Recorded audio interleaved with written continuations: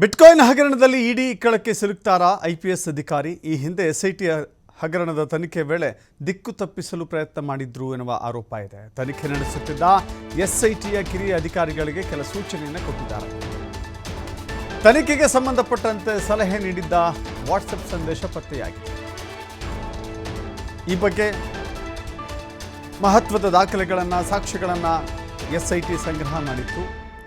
ಈ ಮಾಹಿತಿ ಇದೀಗ ಇಡಿ ಅಧಿಕಾರಿಗಳ ಕೈ ಸೇರಿರುವ ಸಾಧ್ಯತೆ ಇದೆ. ಹಿರಿಯ ಐಪಿಎಸ್ ಅಧಿಕಾರಿಯನ್ನು ಕೂಡ ಇಡಿ ವಿಚಾರಣೆಗೆ ಒಳಪಡಿಸುವ ಸಾಧ್ಯತೆ ಇದೆ. ಹೇಳಿ ಕೇಳಿ ನೋಡಿ, ಇಡೀ ರಾಜ್ಯದಲ್ಲಿ ಬಹಳ ಗಮನ ಸೆಳೆದಿರುವಂಥದ್ದು ಅಂತ ಹೇಳಿದರೆ ಬಹುಕೋಟಿ ಬಿಟ್ಕಾಯಿನ್ ಹಗರಣದ ಪ್ರಕರಣ. ಮಾಜಿ ಸಿಎಂ ಬಸವರಾಜ ಬೊಮ್ಮಾಯಿ ಅವರ ಅವಧಿಯಲ್ಲಿ ಬಹಳ ಸುದೀರ್ಘ ಮಟ್ಟದಲ್ಲಿ ಇಡೀ ಪ್ರಪಂಚದಾದ್ಯಂತ ಬೆಂಗಳೂರು ಕಡೆ ತಿರುಗಿ ನೋಡುವಂಥ ರೀತಿಯಲ್ಲಿ ಗಮನ ಸೆಳೆದಿರುವಂಥ ಪ್ರಕರಣ. ಆ ಪ್ರಕರಣದ ತನಿಖೆಗಾಗಿ ಎಸ್ಐಟಿಯನ್ನು ರಚನೆ ಮಾಡಲಾಗಿತ್ತು. ಎಸ್ಐಟಿಯನ್ನು ರಚನೆ ಮಾಡಿರುವಂಥ ಸಂದರ್ಭದಲ್ಲಿ ಅನೇಕ ನ್ಯೂನತೆಗಳನ್ನು ಪಟ್ಟಿ ಮಾಡಬೇಕಾದ್ರೆ ಬಹಳ ದೊಡ್ಡ ಪಟ್ಟಿಯನ್ನು ಮಾಡಬೇಕಾಗುತ್ತೆ. ನೋಡಿ, ಇಲ್ಲಿವರೆಗೂ ಕೂಡ ತನಿಖೆ ಮಾಡಿ ಚಾರ್ಜ್ ಶೀಟನ್ನು ಸಲ್ಲಿಸುವಲ್ಲಿ ವಿಳಂಬ ನೀತಿಯನ್ನು ಅನುಸರಿಸಲಾಗ್ತಾ ಇದೆ. ಯಾರನ್ನು ರಕ್ಷಣೆ ಮಾಡುವ ಕಾರಣಕ್ಕಾಗಿ ವಿಳಂಬ ಮಾಡ್ತಾ ಇದೆ, ಯಾರ ರಕ್ಷಣೆಗಾಗಿ ಎಸ್ಐಟಿ ನಿಂತುಕೊಂಡಿದೆ, ತನಿಖೆ ಮಾಡಿ ವರದಿಯನ್ನು ಕೊಡಲಿಕ್ಕೆ ಎಸ್ಐಟಿ ಇಷ್ಟೊಂದು ಸುದೀರ್ಘ ಅವಧಿಯನ್ನು ತೆಗೆದುಕೊಳ್ಳುವ ಅವಶ್ಯಕತೆ ಇತ್ತಾ? ಇದರ ಮಧ್ಯೆ ಅಲ್ಲೊಬ್ಬರು ಹಿರಿಯ ಐಪಿಎಸ್ ಅಧಿಕಾರಿಯೊಬ್ಬರು ಎಂಟ್ರಿ ಆಗ್ತಾರೆ. ಅವ್ರು ಯಾರು, ಏನು, ಎತ್ತ ಅಂತ ಹೇಳಿ ಈ ಪ್ರಕರಣದ ಬಗ್ಗೆ ಮಾಹಿತಿ ಇರೋರಿಗೆ ಖಂಡಿತ ಗೊತ್ತಾಗುತ್ತೆ. ಅವ್ರು ಯಾರು ಅಂತ ಖಂಡಿತ ಗೊತ್ತಾಗುತ್ತೆ. ಆ ಹಿರಿಯ ಐಪಿಎಸ್ ಅಧಿಕಾರಿ ದಿಕ್ಕು ತಪ್ಪಿಸುವ ಪ್ರಯತ್ನ ಮಾಡಿದ್ದಾರೆ, ತನಿಖೆಯ ದಾರಿಯನ್ನೇ ಬದಲಿಸುವ ಪ್ರಯತ್ನ ಮಾಡಿದ್ದಾರೆ. ಅದಕ್ಕೆ ಪೂರಕವಾಗಿ ವಾಟ್ಸಪ್ ಮೆಸೇಜ್ಗಳನ್ನು ಕೂಡ ಕಳಿಸಿದ್ದಾರೆ. ಈ ಪ್ರಕರಣದ ತನಿಖೆಯ ಸಂದರ್ಭದಲ್ಲಿ ಎಸ್ಐಟಿ ಅಧಿಕಾರಿಗಳಿಗೆ ಸೂಚನೆಯನ್ನು ಕೊಟ್ಟಿದ್ದಾರಂತೆ, ಸಲಹೆಗಳನ್ನು ಕೊಟ್ಟಿದ್ದಾರಂತೆ. ಎಸ್ಐಟಿಗೆ ಸಲಹೆಗಳನ್ನು ಕೊಡುವ ಅಧಿಕಾರ ಅಥವಾ ಯಾರೇ ಕೂಡ ಒಬ್ಬ ಸಾರ್ವಜನಿಕರು ಹೋಗಿ ತನ್ನ ಬಳಿ ಮಾಹಿತಿ ಇದ್ದರೆ ಎಸ್ಐಟಿ ಮುಂದೆ ಹೇಳಿಕೊಳ್ಳುವ ಅವಕಾಶ ಇದೆ. ಒಬ್ಬ ಸಾರ್ವಜನಿಕರು ಕೂಡ ಈ ಸಂದರ್ಭದಲ್ಲಿ ಎಸ್ಐಟಿಗೆ ದಿಕ್ಕು ತಪ್ಪಿಸುವ ಕೆಲಸವನ್ನು ಯಾಕೆ ಮಾಡಿದ್ರು? ಈ ಐಪಿಎಸ್ ಅಧಿಕಾರಿಗಿರುವಂಥ ಉದ್ದೇಶ ಏನು? ಯಾರ ರಕ್ಷಣೆಗಾಗಿ ಇವರು ಕಾದು ನಿಂತಿದ್ರು? ದಿಕ್ಕು ತಪ್ಪಿಸಿದರೆ ಅವರಿಗಾಗುವಂಥ ವೈಯಕ್ತಿಕ ಲಾಭ ಏನು? ಇವೆಲ್ಲವೂ ಕೂಡ ಈಗ ಚರ್ಚೆ ಆಗ್ತಾ ಇದೆ. ಇಡೀ ಇಲಾಖೆಯಲ್ಲೂ ಕೂಡ ಯಾವಾಗ ಎಸ್ಐಟಿ ಈ ತನಿಖೆಯನ್ನು ಕೈಗೆತ್ತಿಕೊಳ್ತೋ ಆ ಸಂದರ್ಭದಲ್ಲಿ ಈ ಅಧಿಕಾರಿಯ ಹಸ್ತಕ್ಷೇಪ ಪ್ರತಿಯೊಬ್ಬರಿಗೂ ಕೂಡ ಗಮನಕ್ಕಿದೆ. ಆದರೆ ಅದು ಯಾರ ಉದ್ದೇಶಕ್ಕಾಗಿ ಅನ್ನೋದು ಕೂಡ ಸ್ಪಷ್ಟವಾಗಬೇಕಾಗಿದೆ. ಈಗಾಗಲೇ 3 ದಿನ ಹಿಂದೆ ಇದೇ ಕಾರಣಕ್ಕಾಗಿಯೇ, ಎಸ್ಐಟಿ ಲೋಪದ ಕಾರಣಕ್ಕಾಗಿಯೇ ದಾಳಿ ಮಾಡಲಾಗಿದೆ. ಶ್ರೀಕಿಗೆ ಸಂಬಂಧ ಇರುವಂಥ ವ್ಯಕ್ತಿಗಳ ಅಥವಾ ವ್ಯಾವಹಾರಿಕವಾಗಿ ಸಂಬಂಧ ಇರುವಂಥ ವ್ಯಕ್ತಿಗಳ ಮನೆಗಳ ಮೇಲೆ ದಾಳಿಯಾಗಿದೆ. ಹ್ಯಾರಿಸ್ ಅವರ 2 ಪುತ್ರರ ಕಾರಣಕ್ಕಾಗಿ ಹ್ಯಾರಿಸ್ ಮನೆ ಹಾಗೂ ನಲಪಾಡು ಮನೆ ಮೇಲೆ ದಾಳಿಯಾಗಿದೆ. ಅನೇಕ ವಸ್ತುಗಳನ್ನು, ಅನೇಕ ಸಾಕ್ಷ್ಯಗಳನ್ನು ಕಲೆ ಹಾಕುವ ನಿಟ್ಟಿನಲ್ಲಿ ಪ್ರಯತ್ನ ಮಾಡ್ತಾ ಇದೆ. ಅವರಿಗೆ ಸಂಬಂಧಪಟ್ಟಂಥ ಲ್ಯಾಪ್ಟಾಪ್ಗಳು, ಮೊಬೈಲ್ಗಳು, ಕಮ್ಯುನಿಕೇಷನ್ ಮಾಡುವಂಥ ಎಲ್ಲ ನಿಟ್ಟಿನಲ್ಲಿ ಈಗ ವಾಟ್ಸಪ್ ಮೆಸೇಜ್ ಕೂಡ ಪತ್ತೆಯಾಗಿದೆ.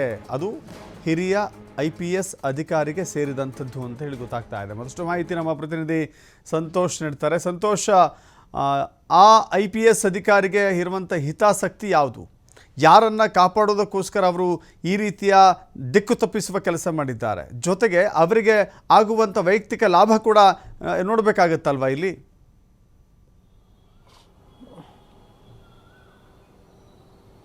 ಖಂಡಿತವಾಗಿ ದರ್ಶತ್, ಏನಂತ ಹೇಳಿದ್ರೆ ಬಿಟ್ಕಾಯಿನ್ ಹಗರಣ ಬೆಳಕಿಗೆ ಬಂದಂಥ ಸಂದರ್ಭದಲ್ಲಿ ಸರ್ಕಾರ ಏನು ಎಸ್ಐಟಿಯನ್ನು ರಚನೆ ಮಾಡುತ್ತೆ, ಎಸ್ಐಟಿ ರಚನೆ ಮಾಡಿದ ಬಳಿಕ ಎಸ್ಐಟಿ ಅಧಿಕಾರಿಗಳು ಪ್ರಕರಣದ ತನಿಖೆಯನ್ನು ಮಾಡ್ತಾ ಹೋದಂಥ ಸಂದರ್ಭದಲ್ಲಿ ಈ ಎಲ್ಲ ಸ್ಫೋಟಕ ಅಂಶಗಳು ಬೆಳಕಿಗೆ ಬಂದಿರುವಂಥದ್ದು. ಓರ್ವ IPS ಅಧಿಕಾರಿ ಇಡೀ ಪ್ರಕರಣದಲ್ಲಿ ಪ್ರಮುಖ ಪಾತ್ರವನ್ನು ವಹಿಸಿದ್ದಾರೆ ಅನ್ನೋ ಮಾಹಿತಿಗಳು ಲಭ್ಯವಾಗ್ತಾ ಇರುವಂಥದ್ದು. ಅದರ ಜೊತೆಗೆ ಪ್ರಕರಣದ ತನಿಖಾ ದಿಕ್ಕನ್ನು ಅಂದರೆ ಯಾವ ರೀತಿಯಾಗಿ ಮಾಡಬೇಕು, ಯಾವ ರೀತಿಯಾಗಿ ಮಾಡಬಾರ್ದು ಅನ್ನೋದನ್ನ ಅವರು ಸಲಹೆಗಳನ್ನು ಕೊಡ್ತಾ ಹೋಗಿರುವಂಥದ್ದು. ಎಲ್ಲವೂ ಕೂಡ ವಾಟ್ಸಪ್ ಚಾಟ್ಗಳಲ್ಲಿ ಪತ್ತೆಯಾಗಿರುವಂಥದ್ದು. ಎಸ್ಐಟಿ ಅಧಿಕಾರಿಗಳು ತನಿಖೆ ಮಾಡುವಂಥ ಸಂದರ್ಭದಲ್ಲಿ ಆ ವಾಟ್ಸಪ್ ಚಾಟ್ಗಳನ್ನ ರಿಕವರಿಗಳನ್ನು ಮಾಡಿದಂಥ ಸಂದರ್ಭದಲ್ಲಿ ಆ ರಿಕವರಿಗಳು ಪತ್ತೆಯಾಗಿದೆ. ಆ ಎಸ್ಐಟಿ ಆಗುವ ಮೊದಲು ಏನು ಬಿಟ್ಕಾಯಿನ್ ಪ್ರಕರಣದ ತನಿಖೆಯನ್ನು ಮಾಡ್ತಾರೆ, ಆ ಸಂದರ್ಭದಲ್ಲಿ ಇದ್ದಂಥ ಕೆಲ ಅಧಿಕಾರಿಗಳು, ಇನ್ಸ್ಪೆಕ್ಟರ್ ಲೆವೆಲ್ನ ಅಧಿಕಾರಿಗಳೇನಿದ್ರೆ ಅವರಿಗೆ ಈ IPS ಅಧಿಕಾರಿ ಸೂಚನೆಗಳನ್ನು ಕೊಟ್ಟು ಆ ಮುಖಾಂತರ ತನಿಖೆಯನ್ನು ಮಾಡಿಸಿದ್ರು. ಆ ಮಾಡುವಂಥ ಸಂದರ್ಭದಲ್ಲಿ ಅವ್ರಿಗೆ ಏನೆಲ್ಲ ಸೂಚನೆಗಳನ್ನು ಕೊಟ್ಟಿದ್ರು ಅನ್ನೋದು ಆ ವಾಟ್ಸಪ್ ಸಂದೇಶಗಳಲ್ಲಿ ಬೆಳಕಿಗೆ ಬಂದಿರುವಂಥವು. ಎಲ್ಲವೂ ಕೂಡ ಏನು ಎಸ್ಐಟಿ ಅಧಿಕಾರಿಗಳು ತನಿಖಾ ಮಾಡಿದಂಥ ಸಂದರ್ಭದಲ್ಲಿ ತನಿಖಾ ಚಾರ್ಜ್ ಶೀಟ್ ಮಾಡುವಂಥ ಸಂದರ್ಭದಲ್ಲೂ ಕೂಡ ಈ ಅಂಶಗಳನ್ನು ಉಲ್ಲೇಖವನ್ನು ಮಾಡಿರುವಂಥದ್ದು. ಇಡೀ ಪ್ರಕರಣದಲ್ಲಿ ಪ್ರಮುಖವಾಗಿ SIT ರಚನೆಯಾಗಿ SITಯಲ್ಲಿ ತನಿಖೆ ಆದರೂ ಕೂಡ ಅದರಲ್ಲಿ ನಲಪಾಡ್ ಹೆಸರು ಉಲ್ಲೇಖ ಆಗಿರುವಂಥದ್ದು, IPS ಅಧಿಕಾರಿಯ ಹೆಸರುಗಳು ಉಲ್ಲೇಖವಾಗಿರುವಂಥದ್ದು, ಇನ್ನೂ ಕೆಲ ಅಧಿಕಾರಿಗಳ ಹೆಸರುಗಳು ಕೂಡ ಉಲ್ಲೇಖ ಆಗಿದೆ. ಉಲ್ಲೇಖ ಆದರೂ ಆ SIT ರಚನೆಯಾಗಿ ತುಂಬ ವರ್ಷಗಳು ಕಳೀತಾ ಬಂದರೂ ಕೂಡ ಇಡೀ ಪ್ರಕರಣಕ್ಕೆ ಸಂಬಂಧಪಟ್ಟ ಹಾಗೆ ಇದುವರೆಗೆ ಚಾರ್ಜ್ ಶೀಟನ್ನು ಸಲ್ಲಿಕೆಯನ್ನು ಮಾಡಲಿಕ್ಕೆ ಮಾಡಿಕೊಟ್ಟಿಲ್ಲ, ಅವಕಾಶವನ್ನು ಕೊಟ್ಟಿಲ್ಲ.